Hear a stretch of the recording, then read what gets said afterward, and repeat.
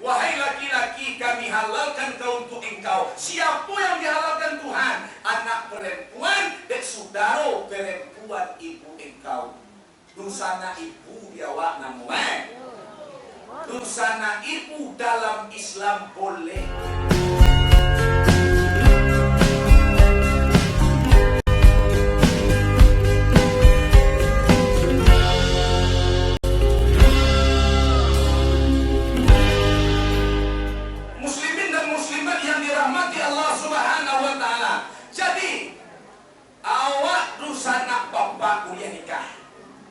Sudah tu kecil Tuhan, wa banati ammatika, wahai laki-laki kami halalkan kau untuk engkau. Siatu nak dihalalkan anak perempuan dek saudara perempuan ibu engkau, bapak engkau. Ulang boleh ya? Kami halalkan kau untuk engkau wahai laki-laki anak perempuan dek saudara perempuan bapak engkau. Ayah awak punya adik panusi.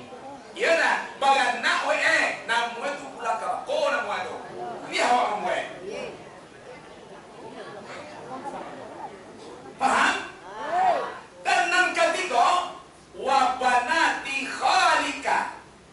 Dan kami halalkan wahai laki-laki kau untuk engkau anak perempuan dek saudara laki-laki ibu engkau.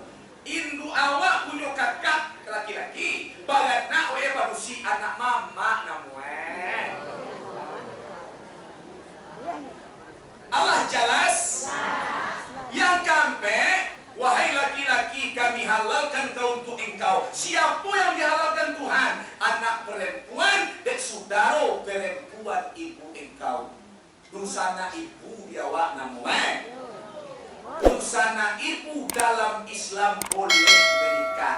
Cuma adat kita di Minangkabau tak membuat. Sabuk kita sapa yuang sapa sukuan. Iya toh? Kau dibuat jo dia awak ulang siap tak naiknya rumah awak toh.